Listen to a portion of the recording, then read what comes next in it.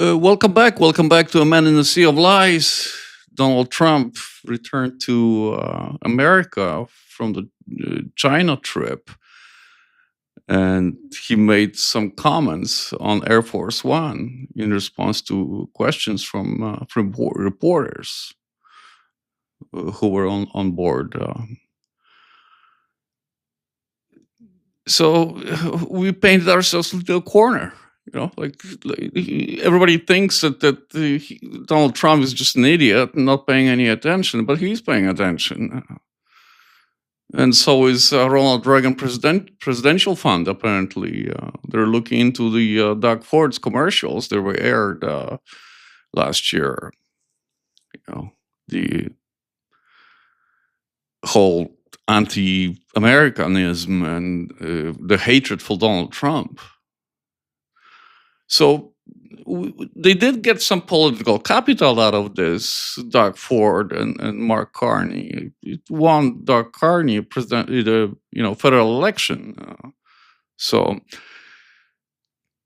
and I do get it that we don't want to be some sort of vassals of the Americans. I understand that.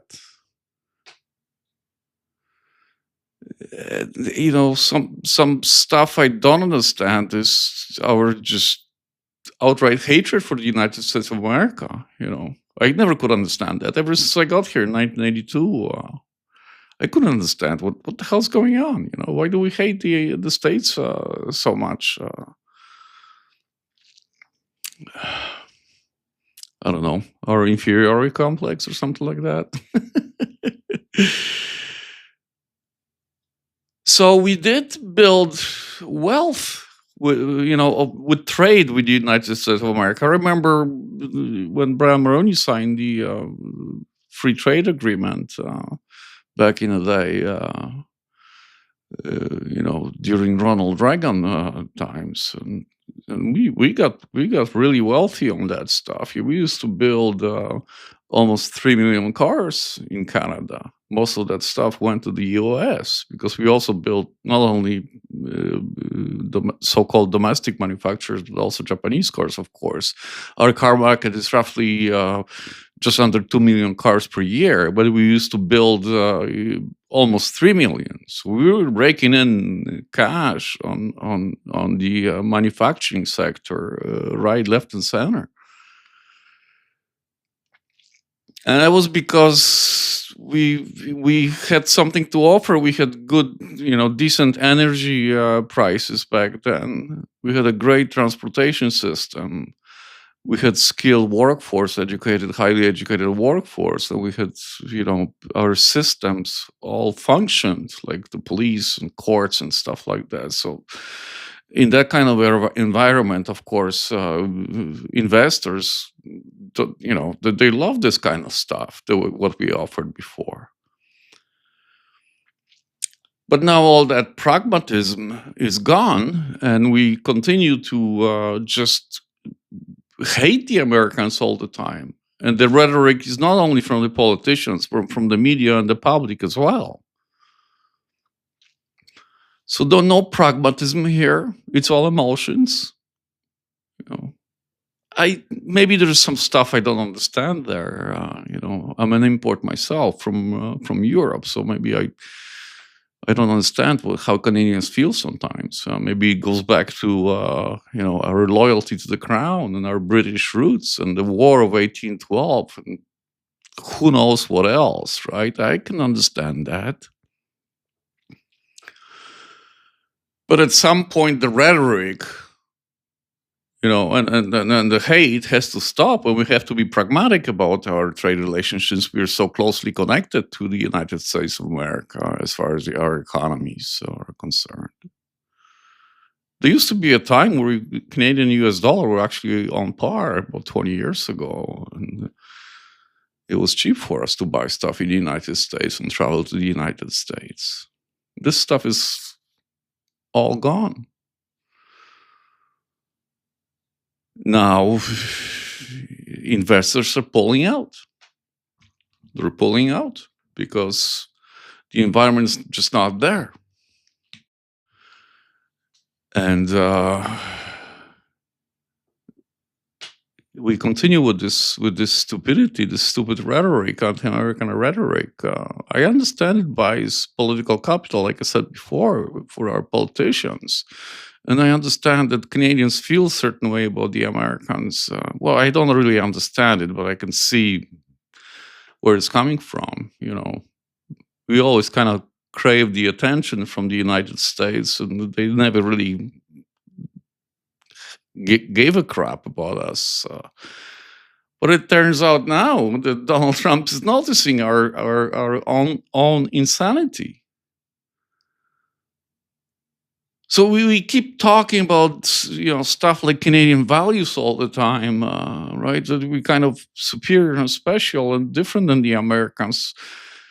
I see very little difference personally, to be honest. And we're talking about values. Since when it's hating another nation a Canadian value now? We've gone completely insane. We lost touch with reality when it comes to this particular, not only this particular, other issues as well, but this, and some people that are still sober keep saying, Donald Trump will be gone very shortly, and so actually will be the Liberals and Mark Carney.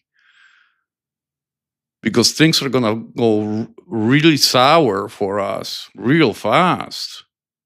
This is not going to end well for us. This trade kind of dispute. It's already affecting our economy in a big way, and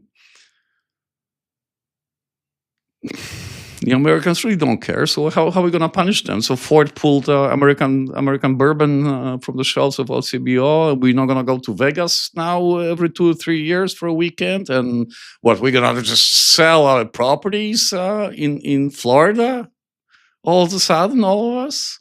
It's nonsense. But our politicians and our media continue to milk this because it's, like I said many times before, political capital for the politicians and clicks and headlines for the media. So it seems that on the north side of the border, everybody is happy. On the south side of the border, they're just kind of raising their eyebrows and trying to figure out what the hell's going on with us. And in the middle of this is the Canadian working stiff, that assembly worker in Windsor or in Oakville or in Oshawa. But apparently, the economy and our wealth is less important to us than our anti-Americanism and our anti-American rhetoric, and Trump is just a catalyst for this, right? Of course, right? It goes deeper than just Donald Trump. We like to talk about it like it's all Donald Trump, but it's not. This has been going on ever since I remember. It's actually tells us more about ourselves than anything else, as far as sort of political climate in Canada, right? I don't know what the hell the media would talk about now if it wasn't for Donald Trump. Look at me again. Anyway, this has got to stop. We better figure this out, and we better wake up. And starting with Mark Carney and Doug Ford, we better figure this out and stop this nonsense. Otherwise, we're just gonna bleed. We're gonna bleed. It's not gonna be nice.